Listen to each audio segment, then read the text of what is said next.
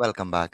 So guys, ఈ రోజు సెషన్లో మనము a brief overview on a page object model ఏంటిది, మనం ఎట్లా యూస్ చేయాలి, దీని యొక్క సిగ్నిఫికెన్స్ ఏంటి, ఎందుకు యూస్ చేయాలి అన్న డీటెయిల్స్ అయితే మనం చూద్దాం.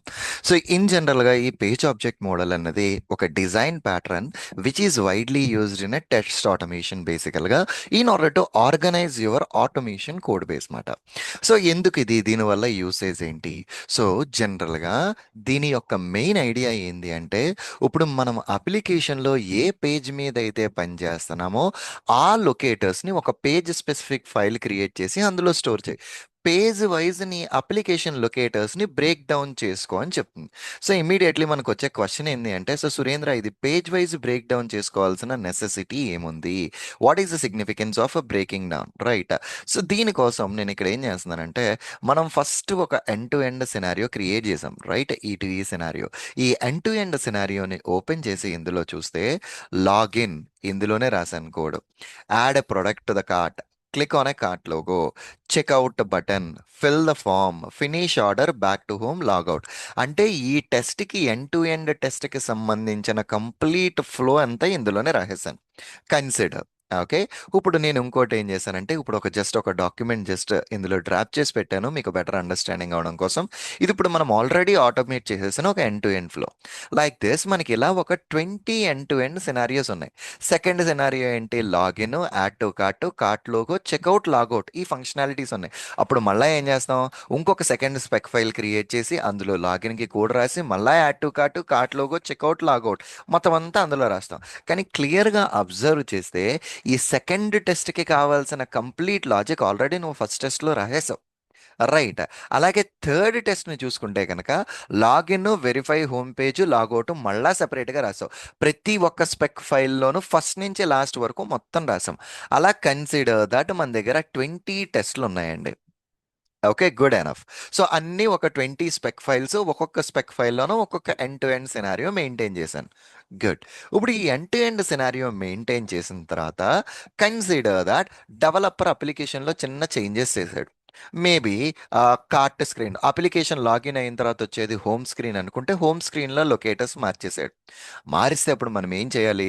ఆ హోమ్ స్క్రీన్కి సంబంధించిన లొకేటర్లు మన 20 టెస్ట్లలోనూ ఉన్నాయి కాబట్టి ప్రతి టెస్ట్ లోపలికి వెళ్ళి ప్రతి టెస్ట్కి డ్రిల్ డౌన్ చేసి ప్రతి టెస్ట్ ఫైల్ని అప్డేట్ చేయాలి. స్క్రిప్టింగ్కి నువ్వు టైం తీసుకుంటున్నావు, వాళ్ళు లొకేటర్స్ మారిస్తే మళ్ళా దాన్ని అప్డేట్ చేయడానికి నీకు టైం పడుతుంది. అంటే నీ ఆటోమేషన్ స్క్రిప్ట్ మెయింటైన్ చేయడానికి నీకు చాలా ఎఫర్ట్ పడుతుంది. నువ్వు ట్రెడిషనల్ వేలో ఇప్పటి వరకు మనం నేర్చుకున్న వేలో కోడ్ రాస్తే కనుక, which isn't suggested at all, అంతే కదా?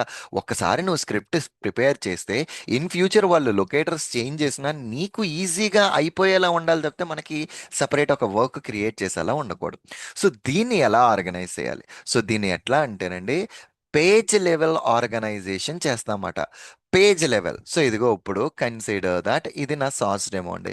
ఈ పేజ్ లాగిన్ స్క్రీన్ కదా, దీనిని మనం లాగిన్ పేజ్ అనుకుంటాం. ఈ లాగిన్ పేజ్లో మనకి యూజర్ నేమ్ ఫీల్డ్ మీద మనం యాక్షన్స్ చేస్తాము, పాస్వర్డ్ బటన్ మీద మనం యాక్షన్స్ చేస్తాం, లాగిన్ బటన్ మీద మనం యాక్షన్స్ చేస్తాం. ఈ పేజ్ ఆబ్జెక్ట్ మోడల్ ఏం చెప్తుందంటే, లాగిన్ పేజ్ కంటూ ఒక సెపరేట్ ఫైల్ క్రియేట్ చేసి అందులో ఆ పేజ్ మీద నువ్వు ఏ ఎలిమెంట్స్ అయితే వర్క్ చేస్తావో వాటిల్ని మాత్రమే డిఫైన్ చేయి. ఫర్ సపోజ్ ఈ పేజ్లో కిందన నీకు క్రియేట్ అన్ అకౌంట్ అని ఇలాంటి డిఫరెంట్ ఆప్షన్స్ ఉన్నాయి. నేను ఈ రోజు ఆ సినారియోని ఆటోమేట్ చేయట్లేదు, సో ఆ ఫీల్డ్స్ని యాడ్ చేయకు. సో లాగిన్ పేజ్లో user name field, password field, login button. సిహిర్ ఇది చూడండి, లాగిన్ పేజ్లో user name field, password field, login button. So Surendra, ఏంటి ఎక్సెల్ ఫైల్, ఏంటి మాకు ఎక్సెల్ ఫైల్ నుంచి చూపిస్తున్నా అంటే, ఇది ఒక simple cheat sheet.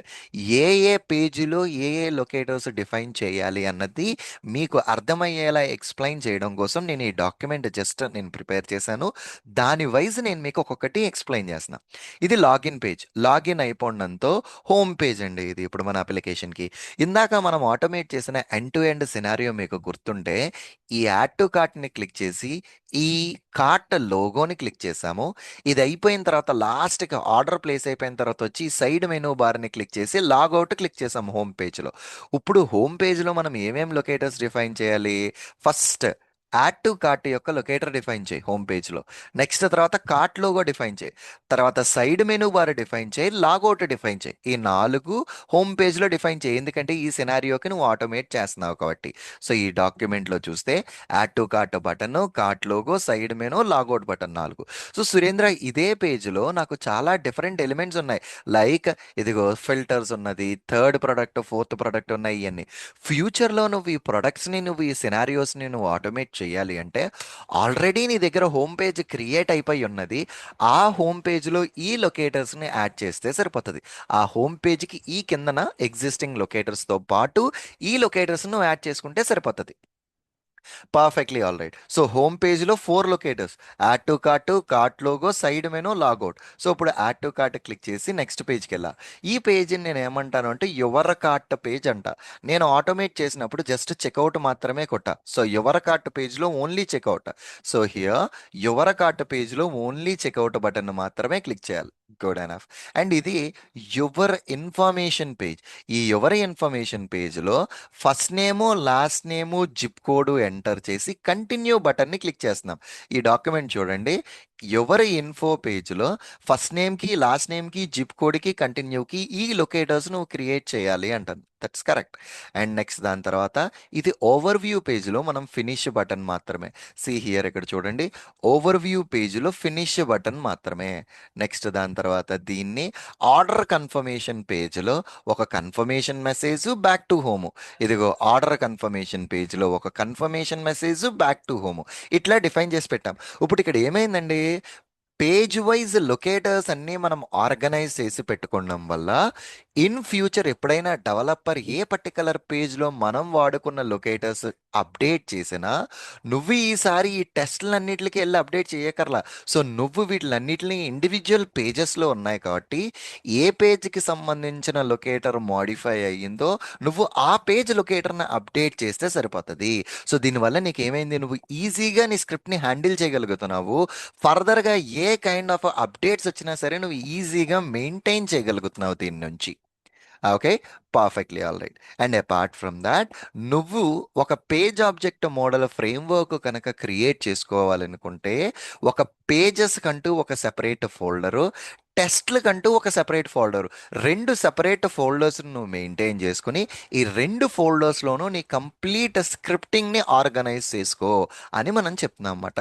So simple అండి, పేజ్ ఆబ్జెక్ట్ మోడల్ అంటే మొత్తం ఒక చోట రాసేది. పేజ్ వైజ్ దాన్ని బ్రేక్ డౌన్ చేసుకో. ఎందుకు పేజ్ వైజ్ బ్రేక్ డౌన్ చేసుకుంటున్నాం అంటే ఫ్యూచర్లో ఏమన్నా ఇష్యూస్ వస్తే కనుక ఈ పేజ్ వైజ్ బ్రేక్ డౌన్లో ఆ లొకేటర్స్ని ఈజీగా నీకు అప్డేట్ చేయడానికి, మెయింటైన్ చేయడానికి ఉంటుంది. కాబట్టి ఇది పేజ్ ఆబ్జెక్ట్ మోడల్ యొక్క brief overview which is a theoretical concept. Next సెషన్లో ఆ ఎగ్జిస్టింగ్ ఎండ్ టు ఎండ్ సినారియోని ఒక పేజ్ ఆబ్జెక్ట్ మోడల్లోకి ఎట్లా మారుస్తాము అన్నది we will see further. Okay, thank you very much. Bye.